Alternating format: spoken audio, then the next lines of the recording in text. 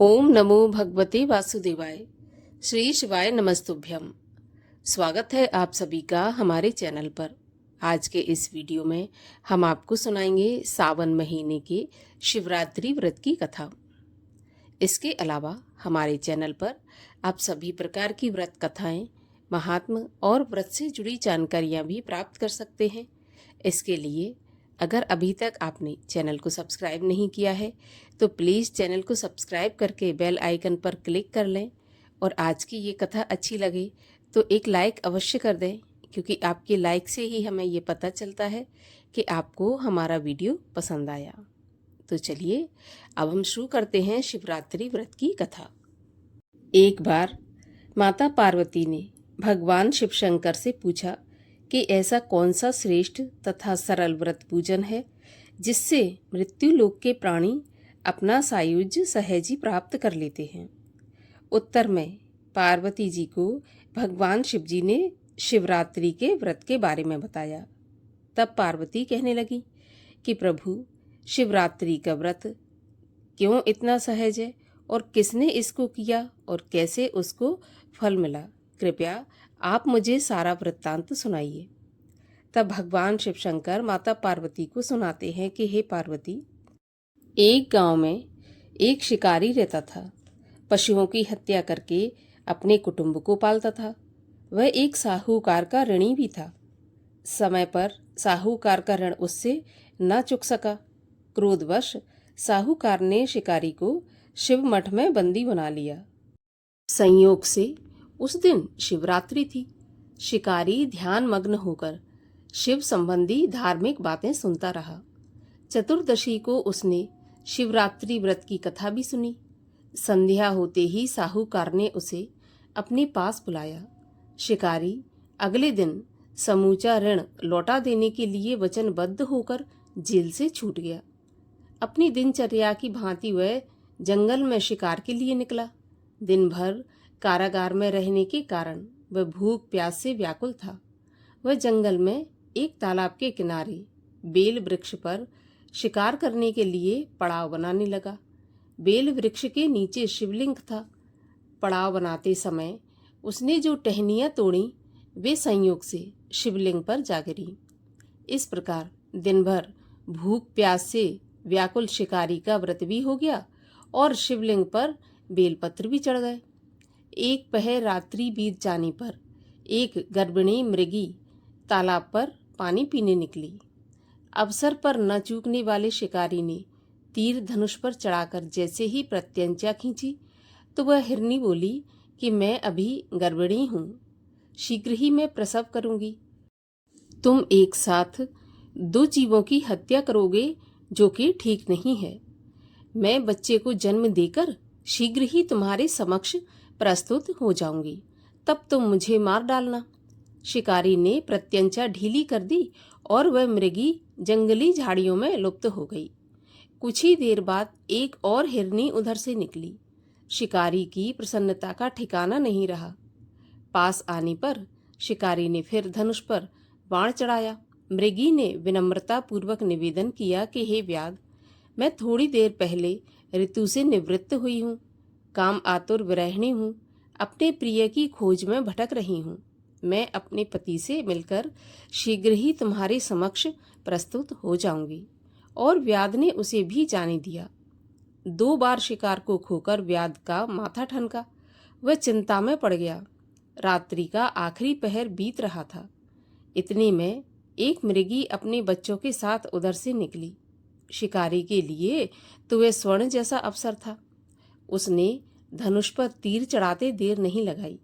वह तीर छोड़ने ही वाला था कि वह बोली, हे व्याध, मैं इन बच्चों को इनके पिता के हवाले करके लौटकर आती हूँ। तू मुझे इस समय मत मार। पर व्याध हंसा और बोला, सामने आए शिकार को छोड़ देना मेरी बुद्धिमानी नहीं है। मैं इससे पहले भी 2 बार अपना शिकार खो चुका हूँ। मेरे बच्चे भी तो भूख प्यास से तड़प रहे हैं। उत्तर में मृगी ने फिर कहा कि जैसे तुम्हें अपने बच्चों की ममता सता रही है, ठीक वैसे ही मुझे भी अपने बच्चों की ममता सता रही है। इसलिए सिर्फ बच्चों के नाम पर थोड़ी देर के लिए मैं जीवन दान मांगती हूँ। हे जीवन दाता, मैं इन्हें इनके पिता के पास सौंपकर तुरंत वापस आने की प्रतिज्ञा करती हूँ। हिरनी का दीन स्वर व्याध के हृदय का स्पर्श कर गया। व्याध ने हिरनी को भी जाने दिया। शिकार के अभाव में बेल के वृक्ष पर बैठा बैठा व्याध बेल तोड़ तोड़ कर नीचे फेंकता जा रहा था। सुबह होने ही वाली थी, तभी एक हिरन वहां से निकला। इसे मार डालने के लिए शिकारी कटिबद्ध हो गया। व्याध की तनी प्रत्यंचा देखकर हिरन विनीत स्वर में बोला कि हे व्याध महोदय, तुमने यदि मुझसे पहले आने वाली 3 हिरनियों तथा उनके छोटे छोटे बच्चों को मार डाला है तो मुझे भी मारने में विलंब मत करो, ताकि मुझे उनके वियोग में एक भी क्षण दुख का न सहना पड़े। मैं उनका पति हूँ। यदि तुमने उन्हें जीवन दान दिया है तो मुझ पर भी कुछ पल जीवित रहने की कृपा करो। मैं उनसे मिलकर तुम्हारे सामने आत्मसमर्पण कर दूंगा। हिरन की बात सुनते ही शिकारी के सामने पूरी रात का घटना चक्र जैसे दोहरा गया। उसने सारी कथा हिरन को सुना दी। हिरन ने कहा, मेरी तीनों पत्नियां जिस प्रकार प्रतिज्ञाबद्ध होकर गई हैं, मेरी मृत्यु से अपने धर्म का पालन नहीं कर पाएंगी। फलतः जिस प्रकार तुमने उन्हें विश्वास पात्र मानकर छोड़ दिया है, वैसे ही मुझे भी जाने दो। मैं उन सब के सहित तुम्हारे सामने शीघ्र ही उपस्थित होता हूँ। उपवास, रात्रि जागरण तथा शिवलिंग पर बेल पत्र चढ़ने से व्याध का हिंसक हृदय जैसे निर्मल हो गया। उसमें भगवत शक्ति का जागरण हो गया। धनुष तथा बाण उसके हाथ से सहज ही छूट गए। भगवान शिव की अनुकंपा से उसका हिंसक हृदय मांगलिक भावों से भर गया और अपने अतीत के कर्मों को याद करके पश्चाताप की ज्वाला में जलने लगा। थोड़ी ही देर बाद वह हिरन अपने परिवार के साथ व्याध के समक्ष प्राणांत के लिए उपस्थित हो गया। जंगली पशुओं की सत्यप्रियता, सात्विकता और सामूहिक प्रेम भावना को देखकर व्याध को बड़ी ग्लानि हुई। उसके नेत्रों में आंसुओं की झड़ी लग गई। उस हिरन परिवार को न मारकर व्याध ने अपने कठोर हृदय को जीव हिंसा से हटाकर सदा सदा के लिए कोमल एवं दयालु कर लिया। इस प्रकार व्याध से अनजाने में शिवरात्रि के व्रत का पालन हुआ, जिससे भगवान शिव प्रसन्न हुए और इस लोक के सभी सुख भोग कर व्याध अंत में शिवलोक को प्राप्त हुआ। बोलिए भगवान श्री शिव शंकर महादेव की जय। और आइए अब आपको एक दूसरी कथा सुनाते हैं। एक गांव में एक ब्राह्मण परिवार रहता था। ब्राह्मण का लड़का चंद्रसेन दुष्ट प्रवृत्ति का था। बड़े हो जाने पर उसकी इस नीच प्रकृति का विकास होने लगा। वह बुरी संगत में पड़कर चोरी तथा जुए आदि में उलझ गया। चंद्रसेन की माँ बेटे की हरकतों से परिचित होते हुए भी अपने पति से कुछ नहीं बताती थी। एक दिन ब्राह्मण अपने यजमान के यहाँ से पूजा करके लौट रहा था तो मार्ग में 2 लड़कों को एक सोने की अंगूठी के लिए लड़ते देखा। एक कह रहा था कि यह अंगूठी उसने चंद्रसेन से जीती है और दूसरा कह रहा था कि उसने जीती है। यह सब देख सुनकर बेचारा ब्राह्मण बहुत दुखी हुआ। उसने दोनों लड़कों को समझा बुझाकर अंगूठी स्वयं ले ली। घर आते ही ब्राह्मण ने अपनी पत्नी से चंद्रसेन के बारे में पूछा तो उत्तर दिया कि यहीं कहीं खेल रहा होगा, पर चंद्रसेन तो पिछले 5 दिनों से लापता था।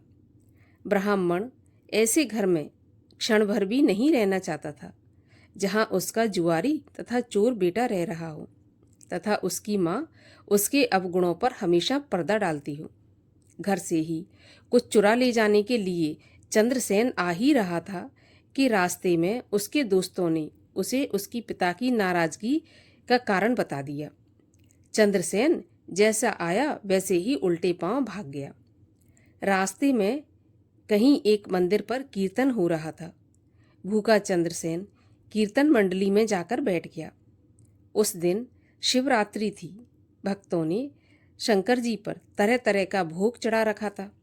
चंद्रसेन इसी भोग सामग्री को लेने की ताक में लग गया। कीर्तन करते करते जब भक्तगण धीरे धीरे सो गए तो सबको सोया जानकर चंद्रसेन ने मौके का लाभ उठाकर भगवान के भोग की चोरी की और भाग गया। मंदिर से बाहर निकलते ही एक भक्त की आंख खुली और उसने चंद्रसेन को भागते देखकर चोर चोर कहकर शोर मचाना शुरू कर दिया। लोगों ने उसका पीछा किया। अब भूखा चंद्रसेन बेचारा कितना भागता, वह ज़्यादा भाग नहीं सका और एक डंडे के प्रहार से चोट खाकर नीचे गिर गया और नीचे गिरते ही उसकी मृत्यु हो गई। अब मृतक चंद्रसेन को लेने शिव के गण और यमदूत दोनों एक साथ वहां पर आ पहुंचे। यमदूतों के अनुसार चंद्रसेन नरक का अधिकारी था, क्योंकि चंद्रसेन ने बहुत पाप किए थे, बार बार पाप किए थे। शिव के गणों के अनुसार चंद्रसेन स्वर्ग का अधिकारी था, क्योंकि वह शिव भक्त था। चंद्रसेन ने पिछले 5 दिनों से भूखे रहकर व्रत तथा शिवरात्रि को जागरण किया था। चंद्रसेन ने शिव पर चढ़ा हुआ नैवेद्य नहीं खाया था। वह तो नैवेद्य खाने से पहले ही प्राण त्याग चुका था। इसलिए भी शिव के गणों के अनुसार वह स्वर्ग का अधिकारी था। ऐसा भगवान शंकर के अनुग्रह से ही हुआ था। इस प्रकार खेल प्रकृति का चंद्रसेन मोक्ष का अधिकारी हुआ। यमदूत खाली हाथ लौटे और चंद्रसेन को भगवान शिव के सत्संग मात्र से ही मोक्ष मिल गया था। इस प्रकार यहाँ पर कथा का समापन होता है। आपको कथा कैसी लगी कमेंट बॉक्स में अवश्य बताइए और ऐसी ही और व्रत कथाएं सुनने के लिए चैनल को सब्सक्राइब करके बेल आइकन पर क्लिक अवश्य कर लीजिए।